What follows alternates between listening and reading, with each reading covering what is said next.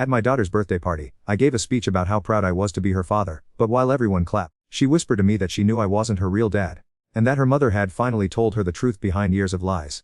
I'm writing this because I need to understand how fast entire world can collapse. How one conversation can turn 8 years of being someone's father into nothing but a lie help perpetuate. It was Emma's 8th birthday party. Princess theme, pink everywhere. 23 kids hopped on sugar screaming in our backyard. Sarah had spent weeks planning it. I was supposed to give the speech about how proud I was of our little girl.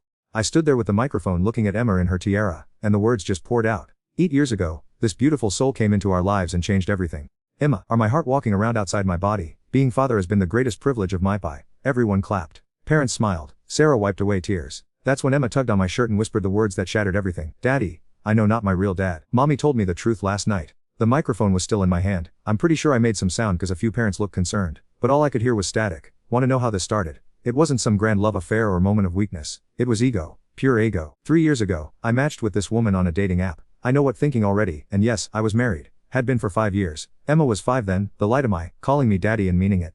But Sarah and I were going through a rough patch. She'd started working nights at the hospital and I felt invisible. We barely talked anymore. I told I was just curious what was out there. Just looking. Just exploring my options. Her name was Jessica. 26, worked in marketing. Had this laugh that made me feel like the funniest person alive. We started texting. Innocent stuff at first. Complaints about work, funny memes, jokes. I convinced it wasn't cheating because we never met in person. Just messages. Just attention from someone who actually seemed interested in what I had to say. Sarah would come home exhausted from 12-hour shifts, collapse into bed, and I'd be downstairs texting Jessica about some Netflix show we were both watching. Different episodes, same couch potato energy, no. It felt connected. The first red flag should have been when Jessica asked if I was single. I said it's complicated. She said she understood. She was recently out of a long relationship too. I never corrected her. Never mentioned Sarah. Never mentioned Emma. For months, I lived in this bubble where Jessica existed in my phone and my real existed everywhere else. I'd put Emma to bed, read her stories, kiss her goodnight, then go downstairs and tell Jessica about my day like I was some bachelor living alone. The compartmentalization was perfect. Too perfect. Jessica started hinting about meeting. Coffee, she said. Nothing serious. Just nice to put a face to all these conversations. I should have stopped it there. Should have deleted the app, blocked her number, focused on fixing things with Sarah. Should have remembered that I had a daughter who thought the sun rose and set on me. Instead, I made the coffee date. It was a Tuesday. Sarah was working a double shift. Emma was at school. I told it was just coffee. Just 1 hour. Just closure. Jessica was even prettier in person. She wore this blue dress that matched her eyes, and when she smiled, I forgot I was married. Forgot I was a father. Forgot everything except how good it felt to have someone look at me like I was worth their full attention. We talked for 3 hours. She laughed at my jokes, asked about my dreams, made me feel like the man I used to be before marriage and mortgages and midnight diaper changes. When she leaned across the table and touched my hand, I didn't pull away. When she suggested we grab dinner later that week, I said yes. When she kissed me goodbye in the parking lot, I kissed her back. I drove home to pick Emma from school, and she ran to me like always, backpack bouncing, shouting, "Daddy, Daddy," like I'd been gone for months instead of hours. I hugged her tight and felt like the worst person alive, but not bad enough to stop. The dinner turned into drinks. Drinks turned into her apartment. Her apartment turned into 6 months of living a double that felt more real than my actual. I'd drop Emma at school, text Jessica good morning, pick Emma, help with homework, make dinner, and the whole time I'd be thinking about Jessica's laugh, about how she never looked tired or stressed or overwhelmed by. Sarah noticed I was different, happier, she said. She thought maybe we were finally getting through our rough patch. She started making more effort too. Date nights, little surprises, trying to reconnect. Instead it made me feel trapped. Jessica made me feel free. Like I could be anyone I wanted. Sarah made me feel like the man I actually was, tired, overwhelmed, trying to keep everyone happy. The end came fast. Jessica wanted more. She wanted to meet my friends, wanted to know why I was always busy on weekends, wanted to understand why I couldn't stay over. I should have ended it, should have confessed to Sarah, gotten counseling, fought for my marriage. Instead, I told Jessica that Sarah was my ex, that we were divorced but still lived together for Emma's sake, that it was temporary until I could figure out custody. The lie came so easy, too easy. Jessica believed me because she wanted to. People believe what makes sense to them. For another year, I played house with both of them. Jessica got the best version of me, the one who wasn't changing diapers at 3 a.m. or fighting about whose turn it was to do laundry. Sarah got the father and husband, the reliable one who showed to school plays and parent-teacher conferences. Emma got a dad who was physically present but emotionally somewhere else. I thought I was handling it perfectly. I thought I was smart enough to manage 2 lives without either world colliding. I thought I was in control. Last month, Jessica started talking about moving in together. She'd found this great apartment with a yard for Emma. She was excited to finally meet my daughter, to start building a real family. That's when I realized how deep I'd dug this hole. Jessica thought she was going to be Emma's stepmom. She'd been planning a future where the 3 of us lived together while Sarah had weekend visitation. She'd built her entire relationship with me on a lie I'd told her, and I'd built my relationship with her on a lie I'd told. I panicked. Started pulling back, making excuses. Jessica got suspicious, started asking harder questions. 2 weeks ago she showed at Emma's school. She told the secretary she was there to surprise her boyfriend's daughter. The secretary, confused, asked which teacher to call. Jessica said Emma Wilson, 3rd grade, her dad's name is Mark. The secretary said there must be some mistake. Emma's father picks her every day and his name is on file, but Emma's last name isn't Wilson, it's Martinez, and her parents are Sarah and Mark Martinez, both listed as married. Jessica left without causing a scene, but she had enough information to find Sarah's Facebook, to see the wedding photos, the family vacations, the anniversary posts about. She called me that night crying, not sad crying, angry crying. We're not divorced, she said, we're not separated, or married. I've been married this whole time. I tried to explain, but what was there to say? She hung. I thought that was the end of it. Messy but over. I should have known Jessica better than that. She didn't text Sarah directly. She was smarter than that. She created a Facebook account and started commenting on Sarah's posts. Little things at first. Husband seems like such a great guy. On a photo of me and Emma. Lucky woman. On a post about our anniversary. Sarah thought she'd made a new friend. Started messaging back. Jessica played it perfect. About kids. About how Sarah balanced everything. And slowly, carefully, Jessica started asking questions. Did Mark travel much for work? Did he have a lot of evening meetings? Had Sarah ever worried about him working so much? Sarah told her everything. About the rough patch we'd been through. About how much better things had gotten recently. About how proud she was that we'd worked through it together. That's when Jessica struck. She sent Sarah a photo of me and her at dinner. Just the two of us laughing over. My wedding ring clearly visible on my finger. The message said, I think husband has been lying to both of us. Sarah called me at work. I'd never heard her voice like that before. Flat empty. Come home, she said. Now. I walked into our house and knew immediately that as I'd known it was over. Emma was at a friend's house. Sarah was sitting at the kitchen table with printouts of text messages, photos, dates and times going back over a year. Jessica had given Sarah everything. Every lie I'd told, every excuse I'd made, every detail of our relationship that proved I hadn't just cheated. I'd built an entire alternate reality. Sarah didn't scream. She didn't cry. She just looked at me like she was seeing a stranger. Did tell her we were divorced? She asked. I nodded. Did tell her I was Emma's mom? I nodded again. Did tell her loved her? I had. Many times I nodded. Sarah stood. I told Emma last night. She deserved to hear it from me before she heard it from someone else. That's when I realized Jessica hadn't just destroyed my marriage. She destroyed my relationship with my daughter too. What did tell her? I asked. The truth, Sarah said. That her father is a liar. That he's been pretending to love us while loving someone else. That he's been lying to everyone including her. Emma had taken it like kids do. Asked practical questions. Would we get divorced? Would she have to move? Would I still be her dad? Sarah had answered honestly. Yes, probably yes, and that was to me. But the damage was done. The man Emma thought was her hero, the one she trusted completely, had been living a lie for half her. The next morning, Emma looked at me differently. Not with anger, with disappointment, like I'd let her down in a way she couldn't even understand yet. That look has haunted me for 2 weeks. And now today, at her birthday party, she whispered the words that finished what I'd started. I know her, not my real dad, not biologically, she meant. But in every way that matters I had been. Until I chose not to be. The party continued around us. Kids played pin the tail on the donkey. Parents made small talk. Sarah the cake. But Emma and I stood there in the middle of it all. Both of us knowing that everything was about to change forever. Because tomorrow, Sarah was going to start telling people. And everyone would know what I'd done. Everyone would know that the man who'd given that beautiful speech about being a proud father had been lying to his family for 2 years. Everyone would know that I'd thrown away the best thing in my for someone who turned out to be just as capable of destroying lives as I was. I looked at Emma, still in her princess tiara, and realized I'd been living in a fairy tale too. One where I could everything I wanted without consequences. But fairy tales aren't real. And consequences always come. Sometimes they come in a whisper from an 8-year-old who deserves so much better than the man she'd been calling daddy. The worst part about destroying isn't the moment it happens. It's the slow motion collapse that follows. The way everything thought was solid turns out to be built on lies. Emma's party ended 3 hours ago. I'm sitting in my car outside our house because I can't bring to go back in. Sarah's been texting me but I haven't read them. I know what they say. We need to talk. The neighbors are asking questions. Emma's asking questions I don't know how to answer. Here's what I didn't tell about that whisper. After Emma said she knew I wasn't her real dad, she didn't run away or cry. She just looked at me with those 8-year-old eyes and said, go to leave us now. I didn't know what to say. Because honestly, I didn't know the answer. Jessica had been texting me all week, not angry messages anymore, sad ones. I miss and we could still make this work, and I never meant for anyone to get. Part of me missed her too. The part that remembered how simple everything felt when I was with her. How uncomplicated, how free. But standing there at Emma's party, watching her out candles while knowing I'd blown her entire world, I realized freedom isn't worth much when it costs someone else their childhood. The past 2 weeks have been. Sarah hasn't spoken to me except to coordinate Emma's care. She sleeps in the guest room. I sleep on the couch. Emma acts normal during the day but I've heard her crying at night. Sarah's sister knows. Her parents know. My brother knows. Everyone's being very polite, very careful, but I can see it in their eyes. The disappointment. The judgment. The way they look at me like they're trying to figure out how they missed the signs. Sarah's mom asked me yesterday if I ever really loved them, or if it was all pretend. I told her I loved them more than anything. She asked why it away then. I didn't have an answer that made sense. Here's what nobody tells about affairs: don't plan to destroy family. It happens by degrees. Little compromises that seem harmless until suddenly living a completely different than the one promised to live. First, tell it's just attention. Just someone to talk to. Just harmless flirtation. Then it's just coffee. Just dinner. Just one kiss. Then it's just physical. Just fun. Just something that has nothing to do with real. Then it's feelings. Real ones. And suddenly you're not sure which is real anymore. I loved Jessica. I really did. But I loved the version of I was with her more. The man who didn't have responsibilities or obligations. Who could be spontaneous and selfish and free. I forgot that man only existed because Sarah was home taking care of everything I was neglecting. That Emma was being raised by a mother who thought her father was working late instead of building a fantasy with someone else. Jessica texted me yesterday, "I know me now, but I want to know I really thought we're separated. I would never have gotten involved if I'd known the truth." I believe her. She's not the villain here, I am. I created this situation. I lied to both of them. I made them both victims of my selfishness. Sarah found my journal last week. The one where I'd been writing about Jessica. About feeling trapped in my marriage. About wondering if I'd made the right choices when I was young. She read the entry where I wrote that being with Jessica felt like being my authentic self for the first time in years. The one where I wondered if staying married was fair to any of us if I wasn't truly happy. When she confronted me about it, I tried to explain that I'd written it during our rough patch. That I didn't mean it, that I was just confused. But she'd read enough to know I meant every word. That I'd been questioning our marriage long before I met Jessica. That Jessica wasn't the problem. I was. Never even tried to fix things with me, she said. Just found someone else instead. She was right. The moment things got hard, instead of fighting for my marriage, I started looking for an escape route. Sarah deserved better than that. Emma deserved better than that. Emma started asking questions I don't know how to answer. Why did I lie? Did I ever really love them? Am I gonna live somewhere else now? I try to explain that adults sometimes make mistakes, that I love her more than anything, that none of this is her fault. But she's 8. She doesn't understand how someone can love and at the same time.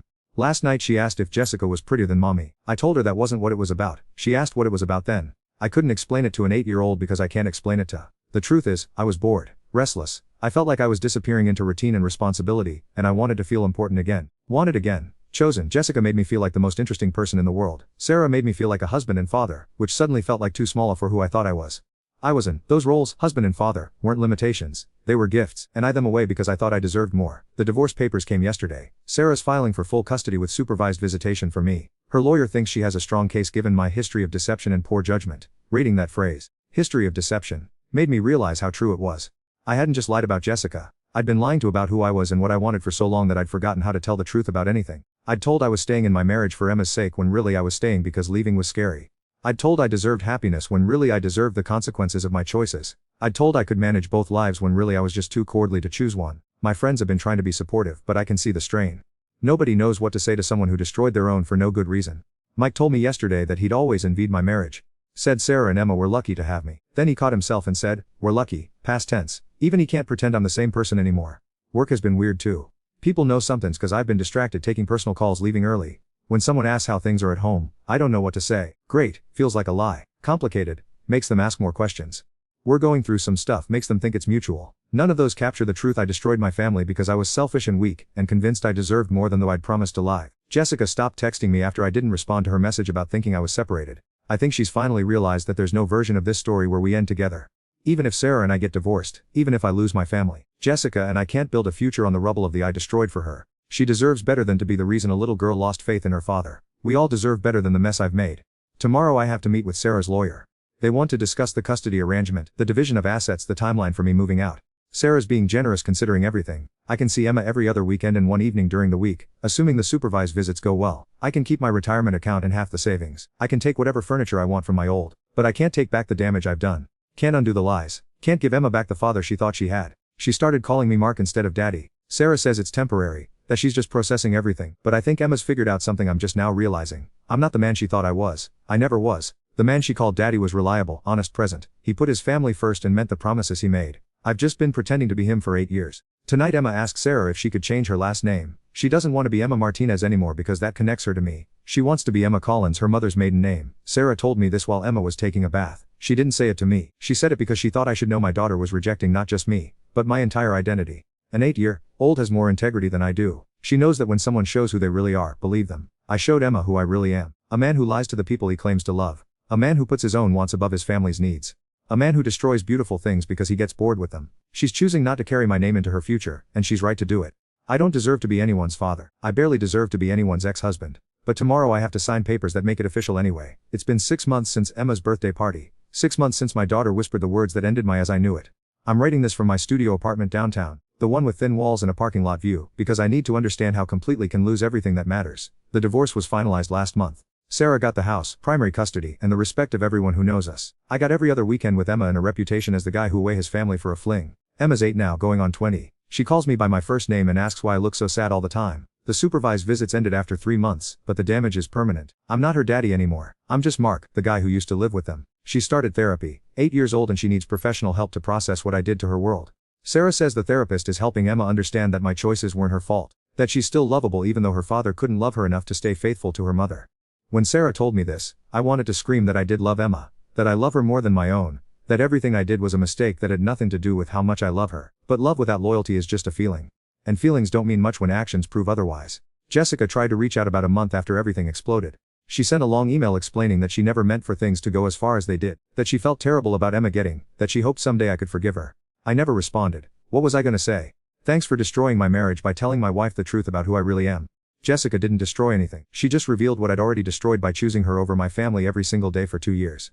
The hardest part isn't the loneliness or the shame or even losing Emma's trust. It's the clarity. The way I can see now exactly how good my was and exactly how I'd away for nothing. Sarah was an amazing wife, patient, funny, supportive, beautiful inside and out. She worked her off to provide for our family and still made time to be present for Emma's everything. School plays, soccer games, bedtime stories, homework, help. I was so busy resenting her for being tired that I never noticed she was tired from carrying the weight of our entire family while I mentally checked out. Emma was the light of my world. Curious, kind, smart as, with this laugh that could fix any bad day. She trusted me completely. Believed I was the best person she knew. Wanted to grow to be just like her daddy. I had everything. A woman who loved me, a child who adored me, a home filled with laughter and memories and possibility. And I traded it all for excitement. For ego. For the temporary high of being wanted by someone new. The math doesn't work. It never did. But I was so focused on what I thought I was missing that I couldn't see what I actually had. Now I see Emma every other Saturday and alternating Sundays. 12 hours every 2 weeks. We go to movies, play mini golf, get ice cream. All the things divorced dads do when they're trying to compress a relationship into borrowed time. She's polite, answers my questions, lets me hug her goodbye. But there's a distance that wasn't there before. A caution, like she's protecting herself from getting too attached to someone who might disappear again.